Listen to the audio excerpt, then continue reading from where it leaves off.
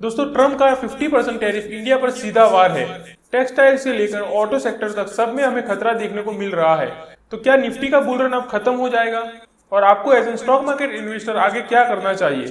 क्या स्टॉक्स को बेचे, होल्ड करे या बाय द डीप करे, यानी कि नीचे से खरीदे मौका का फायदा उठाते हुए? तो ये वीडियो दोस्तों हर एक इन्वेस्टर और ट्रेडर के लिए ही डेडिकेटेड है।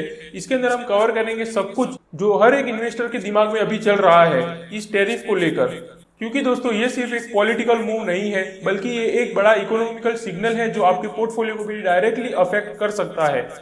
तो चलिए बिना टाइम वेस्ट करे वीडियो को शुरू करते हैं और सब कुछ डिटेल में जानते हैं। सबसे पहले तो दोस्तों आपको बता दूं कि ट्रम्प ने ऑलरेडी 25% टैरिफ तो इंडिया के ऊपर लगा दिया था, लेकिन उसके बाद उन्होंने 25% एडिशनल लगा दिया कि हम रशिया से ऑयल इंपोर्ट करते हैं उसकी वजह से। तो टोटल हमें 50% का टैरिफ लग चुका है दोस्तों इंडिया के ऊपर अब। और हालांकि 25% जो लगने वाला है वो अभी भी पेंडिंग में है और इंडिया को करीबन 20 डेज का टाइम भी दिया हुआ है।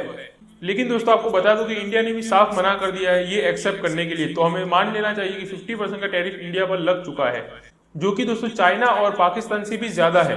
ये इंपोर्ट ड्यूटी दोस्तों इतना ज्यादा है कि एनालिसिस इसे ट्रेड इम्बर्गो जैसे लेवल का मान रहे हैं। मतलब कि प्रैक्टिकली अगर देखें तो एक्सपोर्ट बंद भी हो सकता है, क्योंकि दोस्तों आपको बता दो कि अगर इतना ज्यादा टैरिफ लगेगा तो इंडिया का माल यूएस के अंदर बिकना ही कम हो जाएगा। मतलब कि ऑलमोस्ट ना के बराबर बिकेगा, क्योंकि इतना महंगा कौन ही खरीदेगा। और इसी वजह से इंडियन एक्सपोर्टर्स भी अपना माल बेचना बंद ही कर देंगे ऑलमोस्ट। और इसी के साथ दोस्तों आपको बता दूं कि यूएस हमारे टोटल एक्सपोर्ट का करीबन 18% का हिस्सेदार है। जी हाँ दोस्तों। और उसमें भी आपको बता दूं textile, auto ancillaries, gems and jewellery like sectors are most export. मतलब कि ये सबसे ज्यादा यूएस के अंदर एक्सपोर्ट होते हैं। तो ये सेक्टर में तो दोस्तों सबसे ज्यादा अफेक्ट पड़ने ही वाला है। लेकिन और भी चीजें हैं दोस्तों, मैं आपको आगे वीडियो में बताता हूँ सब कुछ।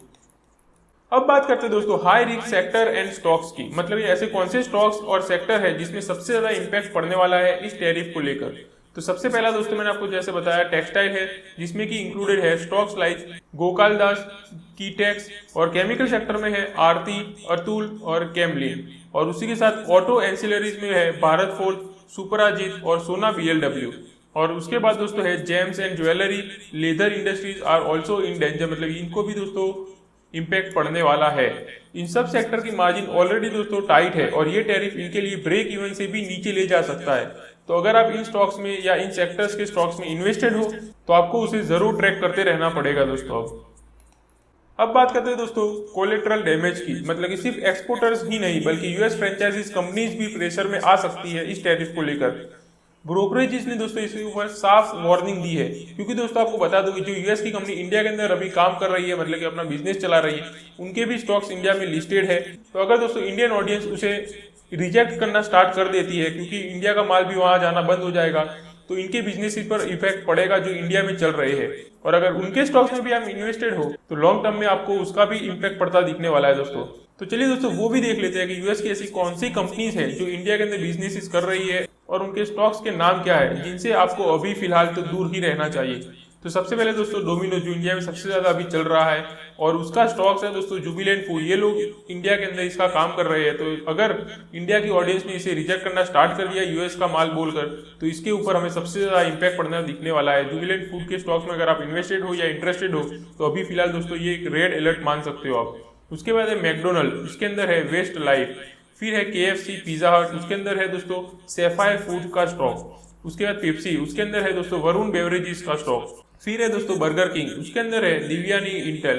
तो अभी फिलहाल दोस्तों आप ये स्टॉक से भी दूर रह सकते हो जब तक ये चीजें क्लियर नहीं हो जाती, क्योंकि दोस्तों इन सब पर स्वदेशी सेंटीमेंट का बैकलिश आ सकता है। और इसी वजह से दोस्तों इन स्टॉक्स में हमें सेलिंग प्रेशर बढ़ता दिख सकता है शॉर्ट टाइम में। तो ये भी दोस्तों आपको एज एन इन्वेस्टर पता होना चाहिए।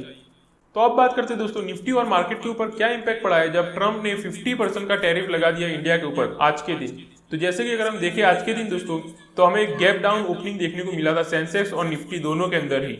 लेकिन दोस्तों लगातार और गिरावट भी हो रही थी, जैसे कि दोनों के अंदर हमें सेम चार्ट भी दोस्तों देखने को मिला। ये है सेंसेक्स का और ये है निफ्टी का। लेकिन दोस्तों लास्ट 1-2 आवर के अंदर हमें एक जबरदस्त कमबैक देखने को मिला निफ्टी और सेंसेक्स दोनों के अंदर, और दोनों ही हमें ग्रीन के अंदर क्लोजिंग होता दिखा है। मतलब कि मार्केट ने अच्छा खासा रिकवर कर लिया एक बड़े फॉल के बाद भी। और ये चीज दोस्तों एक और आपको बता दूं कि हर बार जब भी टैरिफ लगा है इंडिया के ऊपर, जब पहले भी 25% लगा था और उसके पहले वार्निंग दी गई थी, हमेशा दोस्तों हमें एक गैप डाउन ओपनिंग देखने को मिला है। उसके बाद लगातार मार्केट गिरा और फिर लास्ट के कुछ आवर्स के अंदर हमें एक अच्छी रिकवरी भी देखने को मिली है। और ये सेम पैटर्न दोस्तों हर बार हमें देखने को मिल रही है जब भी ये टैरिफ का न्यूज आता है। तो ये भी एक पॉइंट है जो आपको नोट करके रखना चाहिए। और उसके बाद दोस्तों आपको बता दूं कि रियल पैनिक तो आने वाला है एक्सपोर्ट हैवी स्टॉक्स में जो सबसे ज्यादा एक्सपोर्ट करते हैं।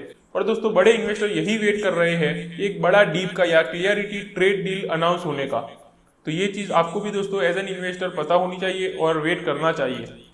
अब बात करते हैं दोस्तों लॉन्ग टर्म इन्वेस्टर्स के लिए। अगर आप एक लॉन्ग टर्म इन्वेस्टर हो तो आपको बता दूं कि बहुत सारे एनालिस्ट का ये मानना है, ये सभी चीजें इंपॉर्टेंट है दोस्तों, जैसे कि India domestic story is very strong, मतलब ये काफी अच्छी स्ट्रॉन्ग है। फिर है दोस्तों आईटी, फार्मा और electronic still in a safe zone, मतलब अभी तक तो ये सेफ जोन के अंदर है।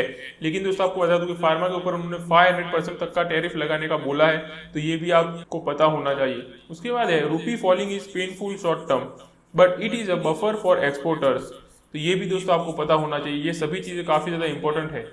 और उसी के साथ दोस्तों आपको बता दूं कि बाय द डीप, यानी कि जब मार्केट में काफी ज्यादा फॉल आ जाए तो एक बाय द डीप का मौका मिल सकता है, मतलब कि आप नीचे से बाय कर सकते हो अगर मार्केट करीबन 5% से ज्यादा क्रैश हो जाता है तो इस चीज का दोस्तों आप वेट कर सकते हो। अगर ऐसा होता है तो आप एक बाय द डीप का मौका भी देख सकते हो। तो अब बात करते हैं दोस्तों हमें कहां पर फोकस करना चाहिए अभी के समय।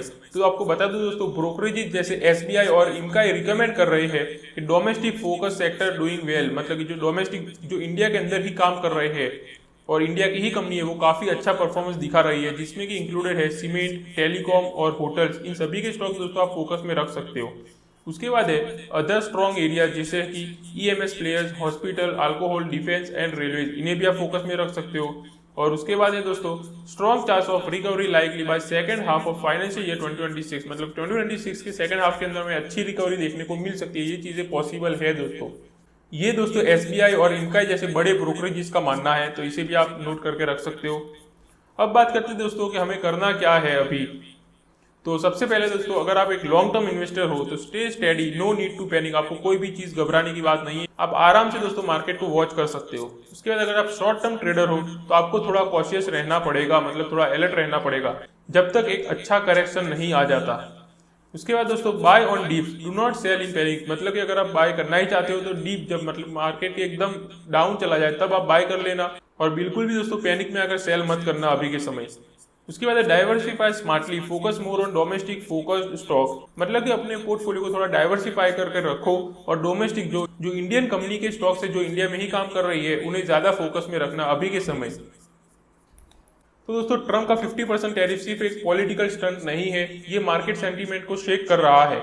लेकिन हर एक करेक्शन के बाद एक नई अपॉर्चुनिटी भी आती है, बस आपको पेशेंस रखना पड़ेगा। आपको क्या लगता है, क्या निफ्टी 22,000 का लेवल भी तोड़ देगा इस बार? और आप कैसे हैंडल करने वाले हैं ये ग्लोबल ट्रेड टेंशन को? हमें कमेंट करके अपना व्यू भी जरूर बताना।